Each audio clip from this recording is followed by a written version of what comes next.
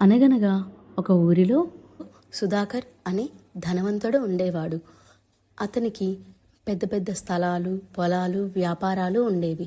కానీ వృద్ధాప్యం దగ్గర పడుతున్న కొద్దీ తన సంపదను ఎవరి చేతుల్లో పెట్టాలో అతడికి అర్థం కాలేదు. నా ఆస్తిని ఎవరు నిజాయితీగా చూసుకుంటారో తెలుసుకోవాలి అని అతను భావించాడు. అతనికి నమ్మకమైన పనివాడు కావాలి. అలాంటి వ్యక్తి ఎవరో పరీక్షించేందుకు అతడు ఓ మార్గాన్ని ఎంచుకున్నాడు. సుధాకర్ తన వద్ద పనిచేస్తున్న 3 ప్రధాన పనివారిని తన ఇంటికి పిలిచాడు. మీ ముగ్గురిలో ఒకరికి నా ఆస్తిని చూసుకునే అవకాశం ఇస్తాను, కానీ ముందు మీ నిజాయితీని పరీక్షించాలి అని చెప్పాడు. అతను వారికి ఒక్కొక్క గింజను ఇచ్చాడు. ఈ గింజలను మట్టిలో నాటండి. 1 నెల తరువాత మీరు పెంచిన మొక్కను నాకు చూపించండి. మొక్క బాగా పెరిగిన వారికే నేను నా ఆస్తి బాధ్యతను ఇస్తాను అని చెప్పాడు. 3 పనివారు గింజలను తీసుకొని ఇంటికి వెళ్ళారు. వీరిలో మొదటి 2 వారి గింజలను మట్టిలో నాటారు.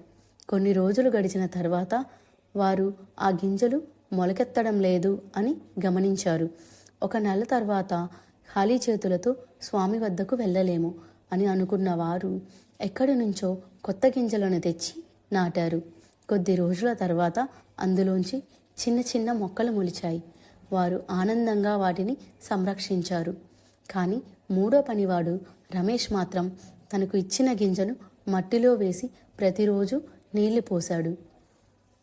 ఆ గింజ ఎందుకు మొలకెత్తడం లేదు అని ఎన్నో మార్లు తన మనసులో అనుకున్నాడు. మట్టిని మార్చాడు, నీటి పరిమాణాన్ని మార్చాడు, కానీ ఏమీ పనిచేయలేదు. అయినప్పటికీ కొత్త గింజను నాటాలనే అబద్ధపు ఆలోచన అతని మనసులో రాలేదు. నాకు ఏం జరిగినా నేను నిజాన్ని మాత్రమే చెప్పాలి అని అతను నిశ్చయించుకున్నాడు. అలా 1 నెల గడిచింది. 3 పనివారు ధనవంతుడి ఇంటికి వెళ్ళారు.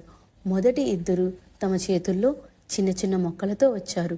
స్వామి, మీరు ఇచ్చిన గింజ నుంచి మేము ఇవి పెంచాం అని గర్వంగా చెప్పారు.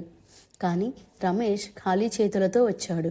సుధాకర్ అతని వైపు చూసి నీ మొక్క ఎక్కడుంది అని ప్రశ్నించాడు.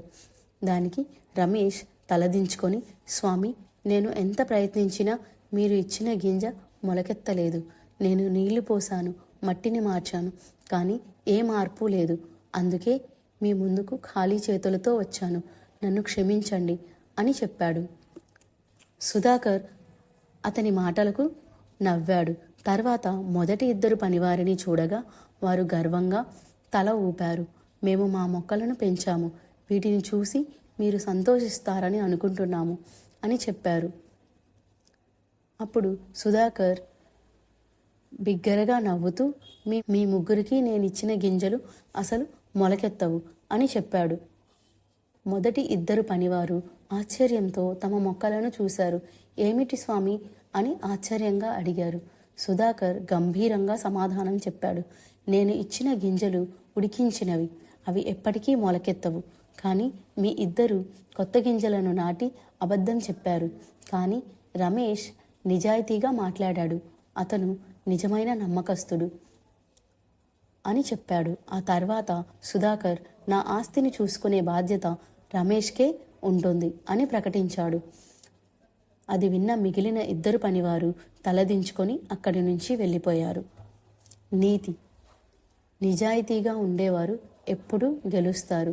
కుటిలత తాత్కాలికంగా విజయం సాధిస్తుందేమో కానీ నిజమైన నమ్మకస్తుడు ఎప్పటికీ గౌరవం పొందుతాడు.